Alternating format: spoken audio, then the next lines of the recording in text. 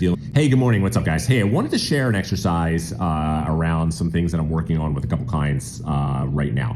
As we are zooming in on the end of summer and the beginning of our fall season, we're experiencing some challenged markets, real estate markets in many parts of the country, as we know.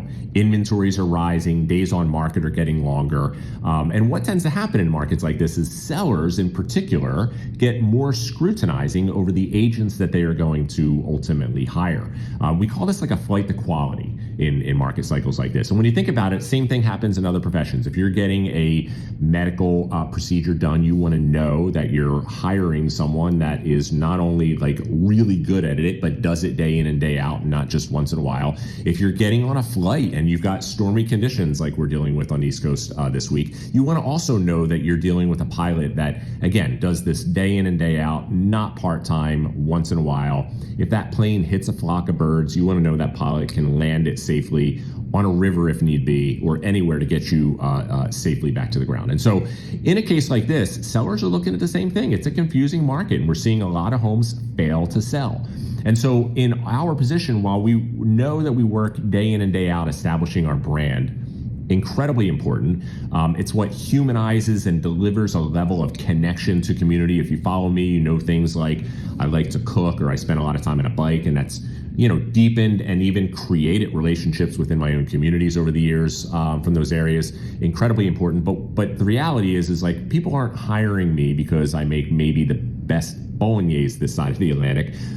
There's other value propositions and experiences that I can bring to relationships, and those are the kind of exercises that we want to go through right now. So, this morning I was on ChatGPT and I asked the question that any of us can go through right now.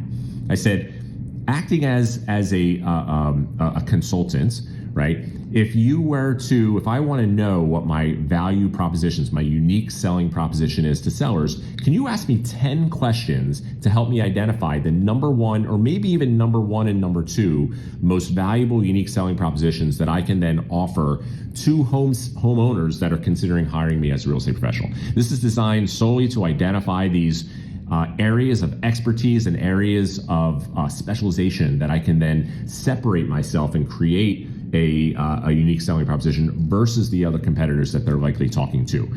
I would encourage you and challenge you to go ahead and go through that exercise.